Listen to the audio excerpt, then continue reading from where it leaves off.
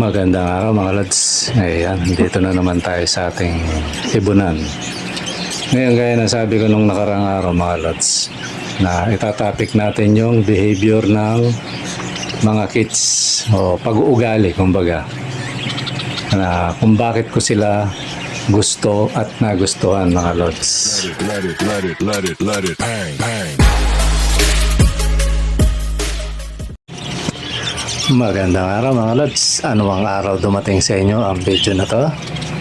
Ngayon mga lods, yung itatopic natin patungkol sa behavior o pag-uugali o ugali ng isang parakeets mga lods. Yan.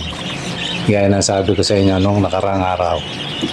Pero bago yan mga lods, muna mag-comment kayo sa baba sa comment section kung gusto nyo magparapol na tayo mga lods. Ayan. Ang i-comment nyo lang kung gusto nyo na. Pag majority gusto yon, parapol tayo. Gaya ng dati, merong libre na una nating ibobola, tapos merong yung may bayad. Para malaman ko kung gusto nyo na. Pero pag hindi pa mga lods, okay lang yan. Kasi ngayon summer. Babawasan ko pa sana yung mga ibon natin. Ang may bayad naman, ang mapapanalunan, opaline, tapos dominant, spangle yan. Yung mga spangle mga lod, solid to, papunta sa rainbow. Kaya spangle blue, spangle na kung anuin mo, sa iba ito tinatawag ng rainbow. Pero ako nagsila ng konti, tawagin ko lang silang spangle o dilute. Di ba? Ganun ha. Kasi pag pinagpares mo yung dilaw at saka to, o kaya yung bayo, yun na yun. Ano na yun? Rainbow na. Kasi may pagkabayo na to, tapos may pagka-green, may dilaw na, yellow face, o golden face kung tawagin. Bagay, iba yung golden face sa yellow face mga lods. Yung golden face, mas maganda. Pero minsan, parehas lang yan mga idol. So yun ang mapapanalunan kung gusto nyo na mga lods. Okay, balik tayo sa comment lang kayo pala sa sa comment section kung gusto nyo na, para tamang-tama to mga lods. Itong ganitong edad, tapos mga bandang pwede na sila. Ayan mga idol. Saka pala yung mga yung pinarapol natin nung nakaraan, may matured dun. Nakapartida yun sa mga nanalo. Yan. Tapos ito rin, tignan ko kung pwede ako magbigay ng matured mga lods. Ayan. Okay, balik na tayo. Ang lang mga lods, 25 lang kasi. Hindi naman sa pangit sila. Spangle na solid din. Pero hindi siya kagaya nung nakaraan na siya, may Lutino. Ngayon, wala akong Lutino mga lods na na-i-out ko na silang na-i-out ko na sila. Kaya yung naghahanap sa akin, pasensya na mga lods. Ngayon, yung desididong pumunta rito, mas mura yung yung ibibigay ko kumpara doon pag yung dinideliver mga lods.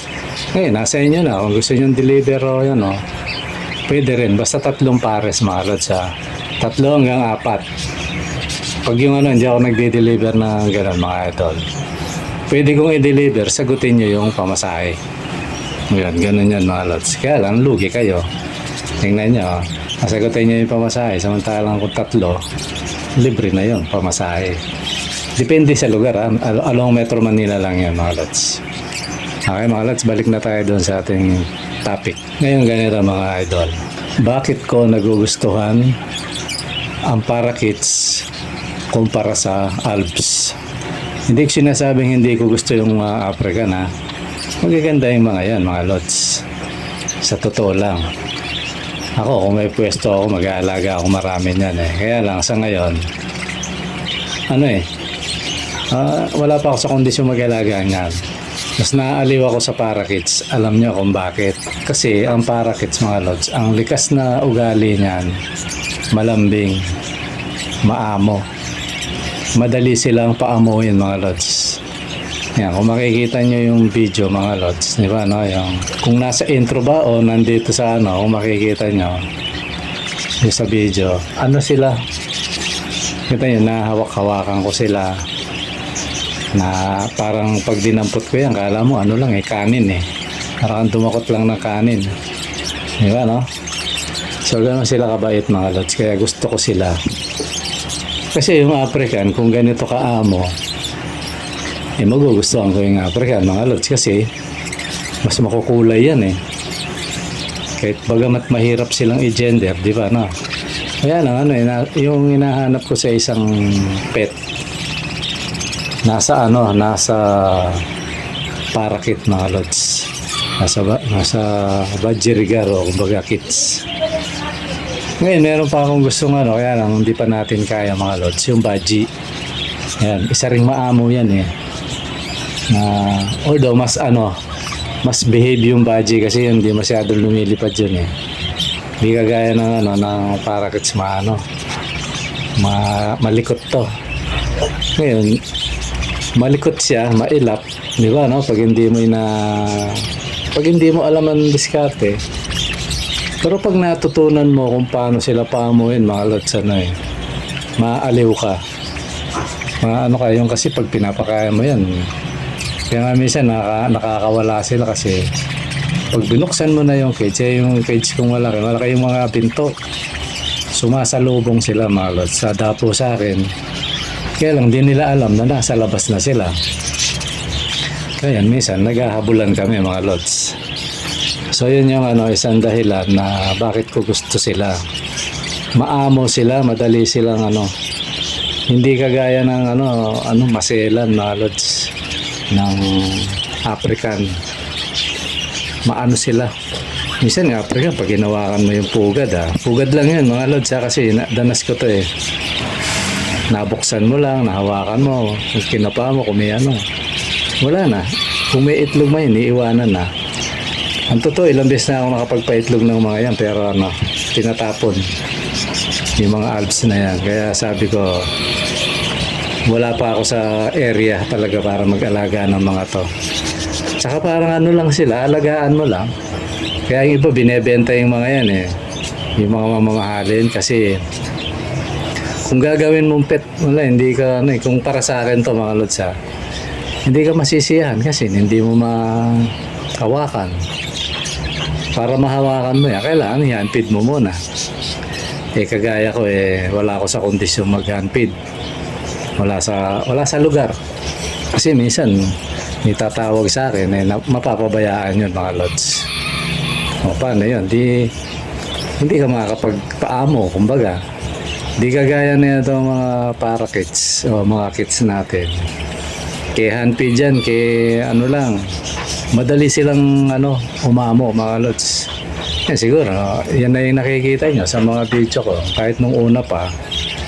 Kaya maraming nagtatanong sa akin kung may binebenta raw akong handfeed. Kasi akala nila, ina-handfeed ko kasi nga maamo. Sabi ko nga sa kanila, hindi handfeed dyan. Wala, normal lang na pag-aalaga. Kasi ako mahilig sa ibon. Kaya yung ibon, pinag-aaralan ko siya, ito talaga, maamo. Madali silang paamo, hindi kagaya ng ng albs. Wala, ilang taon na sa akin itong mga to, 2 years na yata mahigit. Wala. Hindi ko na parami. Kasi mahilig ako mag-ahawak sa ibon. Hindi sila nasasanay mga lods.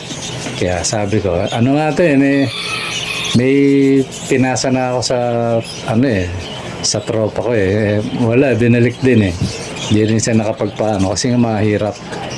Alaan dito talaga kung mag-aalaga ka ng African, yun talagang punta ka sa breeder, yung proven na bilhin mo para makapagparami ka.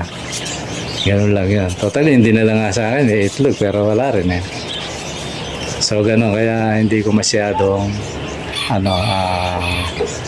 siguro, diretsong salita, hindi ko pa masyadong tight mag-alaga ngayon. Siguro sa mga susunod na araw.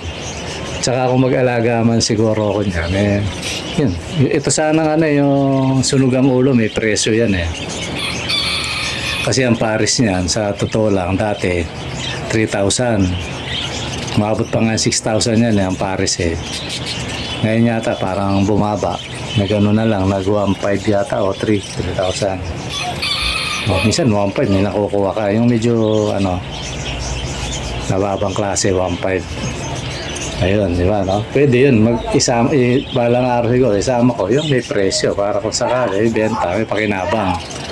Pero para gawin mo siyang pet, wala mga lods, hanggang tingin ka lang, hindi mo mahahawakan, hindi mo nalalaro.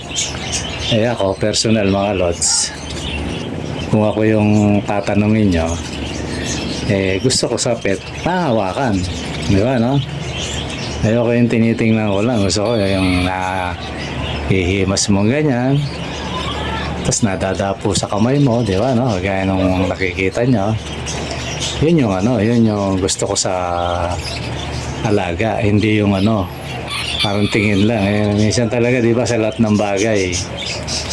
Kahit sa grocery, mga lods. Kung may kakaibang prutas sa limbaw, may nakita, di ba, gusto niya hawakan. Ang ganda nito, ano tong prutas na to, ganun. Hahawakan mo. Kahit items yan, kahit sa department store, di ba, hinahawakan mo. Kung damit man yan, tinitingnan mo yung tela niya, o kung pantalon man yan. Di ba ganun, O, di parang ganun din yan sa, sa alagang mga kids, mga lods. Ako ganun, personal. Hindi ako nakokontento na ganting yan. Gusto ko yung nilalaro ko siya. Ano yun para masatisfy ka.